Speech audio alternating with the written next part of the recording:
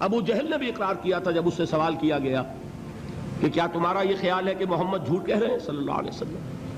انہوں نے کہا نہیں، محمد نے کبھی جھوٹ نہیں بولا۔ پھر سوال کیا گیا پھر ان کی بات کیوں نہیں مانتے؟ اس نے صاف اقرار کیا، میں یہ کہا کرتا ہوں give the devil his due۔ وہ ابو جہل ہے، کفار کا چوٹی کا لیڈر، حضور کا نہایت یوں کہیے کہ دشمن، لیکن یہ کہ اس کو بھی اگر اس کے اندر کوئی بات تھی تسلیم کیجئے، give the devil his due۔ اس نے جھوٹ نہیں بولا، سچ بولا۔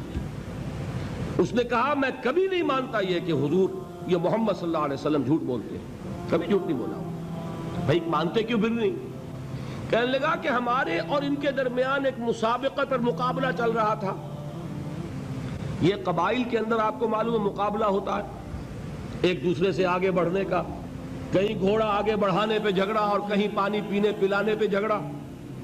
تو قریش ایک قبیلہ ہے، قریش کے گھرانے ہیں یہ، بنو ہاشم، بنو امیہ، بنو عدی، بنو تیم، بنو فلاں۔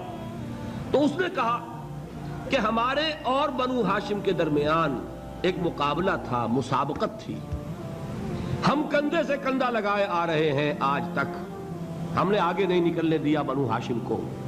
انہوں نے سخاوتیں کی، ہم نے ان سے بڑھ کر کی، انہوں نے لوگوں کو کھانے کھلائے، ہم نے بڑے دسترخوان بچھا دیے، ابھی تک تو ہم کندھے سے کندھا ملائے آ رہے ہیں، اگر ان کی نبوت مان لیں تو ہم قیامت تک کے لیے نیچے ہو جائیں گے، اور یہ مجھے گوارا نہیں۔ اور مثال چاہیے؟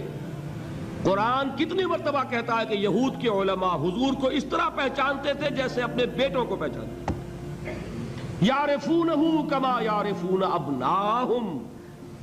ایک شخص لاکھوں میں بھی اپنے بیٹے کے پہچان میں غلطی نہیں کرے گا۔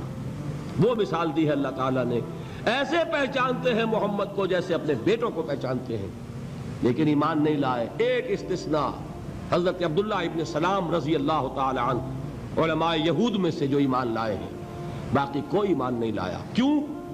کہ آج تک تو ہماری سرداری ہے، ہماری چودراہٹ ہے، لوگ ہم سے فتوے مانگتے ہیں، لوگ ہم سے آ کر پوچھتے ہیں، ہمارے ہاتھ چومتے ہیں۔ اگر ہم محمد کو مان لیں، ہماری سیادت، ہماری قیادت، ہماری چودراہٹ، ہماری مسند نشینی، یہ سب کی سب ختم ہو جائے گی، اور یہ ہمیں گوارا نہیں۔ دین کی بات پھیلانا صدقہ جاریہ ہے، ثواب کی نیت سے ویڈیو کو شیئر ضرور کیجیے۔ جزاک اللہ۔